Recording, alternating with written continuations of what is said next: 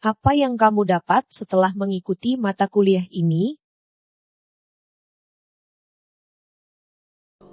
Yang saya dapat dari mata kuliah ini yaitu saya menjadi lebih paham dan lebih mendapatkan banyak ilmu, terlebih khusus yang pada awalnya saya pahami bahwa komunikasi itu sifatnya sangat sempit. Namun setelah saya pelajari lebih dalam melalui materi ataupun mata kuliah ini, ternyata komunikasi itu sangat luas cakupannya, dan teologi dan komunikasi ini saling berkaitan satu dengan yang lain, yang dimana teologi adalah suatu ilmu yang mempelajari Tuhan, atau dapat dikatakan bahwa teologi ini suatu usaha manusia dalam mencari akan sesuatu yang transenden. Sementara komunikasi merupakan suatu proses penyampaian pesan oleh komunikator atau si pengantar pesan dan diterima oleh si komunikan atau si penerima pesan, sehingga terjadi suatu umpan balik dari si komunikan atau si penerima pesan. Dan apabila proses itu terjadi, maka komunikasi dua arah dapat terjadi. Begitu juga dengan berkaitan dengan komunikasi ini, kita seringkali bertanya-tanya, termasuk saya, apakah doa juga merupakan suatu komunikasi? Kan seperti yang saya jelaskan tadi bahwa komunikasi ini merupakan suatu hubungan yang timbal balik, di mana terjadinya umpan balik dari si penerima pesan kepada si pengantar pesan. Jadi apakah doa ini merupakan komunikasi?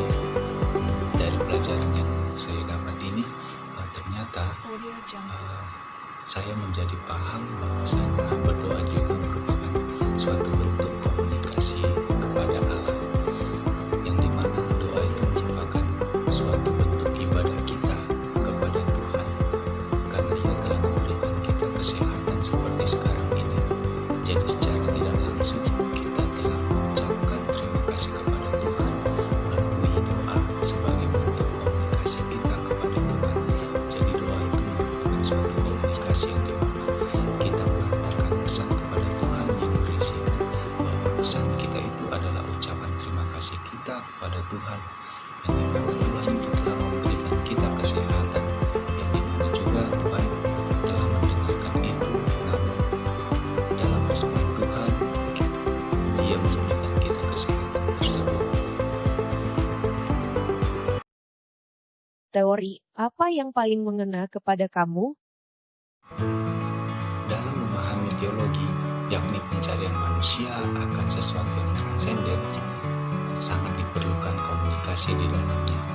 Karena dengan proses komunikasi, manusia dapat menyatakan dirinya secara utuh dalam hal mencari sesuatu yang transenden atau biasa disebut Tuhan. Oleh karena itu, teori yang paling mengena bagi saya adalah teori Romy Chandra tentang hubungan antara teologi dan komunikasi, yang dimana ia mengungkapkan bahwa hubungan teologi dan komunikasi sangat dekat dengan bahasa, dan juga komunikasi dan teologi ini saling terkait dengan relasi-relasi. Pandangan pertama, ia melihat hubungan antara teologi dan komunikasi sangat dekat dengan bahasa, karena tanpa bahasa kita tidak dapat berkomunikasi dan berteologia secara sistematis dan efektif. Dan pandangan yang kedua, ia menyatakan bahwa komunikasi serta teologi saling terkait dengan relasi-relasi, baik relasi dengan sesama maupun dengan Sang Pencipta. Sehingga dengan melihat pandangan tersebut, semakin jelas di pemikiran kita bahwa teologi dan komunikasi ini saling terkait satu dengan yang lainnya. Sehingga proses tersebut berjalan dua arah, yakni di mana proses-proses penyusunan teologi tentang komunikasi sebagai proses komunikasi, dan komunikasi perlu dikaji agar manusia lebih mengenal hakikat manusiawinya. Sehingga dengan memahami komunikasi, kita akan lebih mengenal diri kita. Apakah ada perubahan yang kamu dapat setelah mengambil mata kuliah ini? Tentu saja mata kuliah ini membawa perubahan bagi diri saya.